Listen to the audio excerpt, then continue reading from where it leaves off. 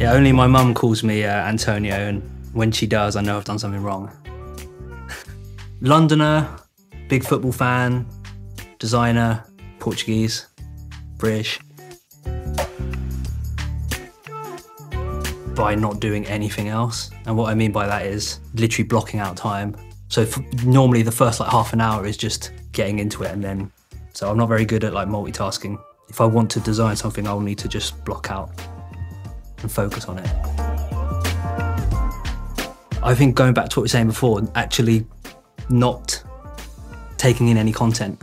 I think I've consciously realized that the more you absorb, the worse it is, I think, personally for me.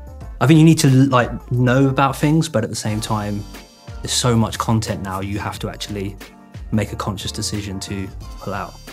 So I find that more inspiring than actually absorbing myself and stuff. When I was growing up was kind of how I socialised, how I discovered London. From quite a young age, we would just take trains into town and go to different spots. And I think there is a real creative aspect to skateboarding, and I think that's possibly also fueled kind of my career moving forward.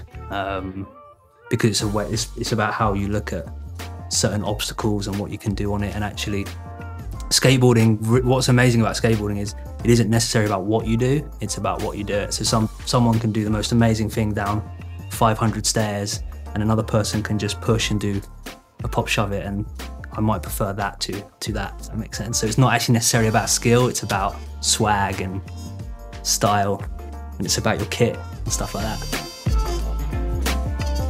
Think before you talk. The minute you open your mouth, people know what you're thinking. If you don't, people don't know what you're thinking. So it's better to keep people on their toes than giving them the answers. I learned that the hard way. I'm not sure if it's my favourite, it's the one I use the most. If I had more time, I'd have written a shorter letter. I think it just speaks to how hard it is to do less and to refine and to remove the unnecessary. So much easier said than done. I think the ability to understand the needs of all the different stakeholders and find, I hate to use the word compromise, but a compromise between all of those requirements, because it's all push and pull. In many ways, you're the middleman, you're the spider between all of these different people, and you've got to try and satisfy all of them. So sometimes good design might not actually be good design on the surface, but actually when you start to dig under that, there's a lot under the bonnet that is very good, but it caters to, maybe it's the manufacturing, or it's the way it's shipped, or it's the sustainability, all sorts of other things like that.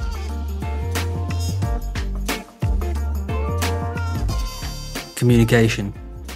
And again, being able to understand how to tailor that depending on who you're talking to. So the way I would communicate to a client would be very different to the way I'll communicate to a manufacturer in Asia, to the way I'll communicate to my colleague. And you've got to understand, again, what that relationship is and what it needs.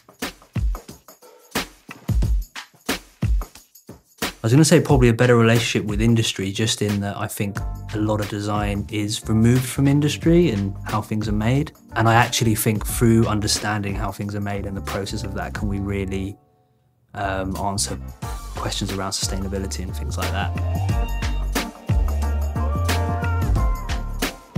I think we're seeing a breakup of culture, and I think we're seeing a disconnect between the employee and the employer. And that's just kind of growing.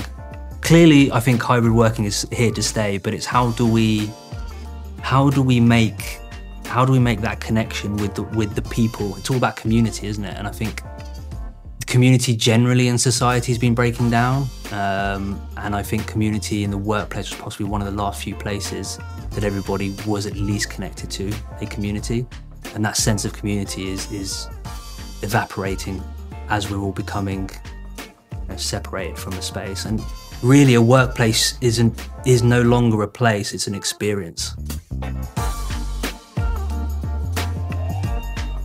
I think that everybody's different and everybody has different wants and needs. So some people will be happy being in the workplace every day because they maybe live close to the workplace, and other people won't be, or we all just have different needs. You can't answer all those needs, but it's actually just understanding that people have those different needs. You just have to again, talking to people about it.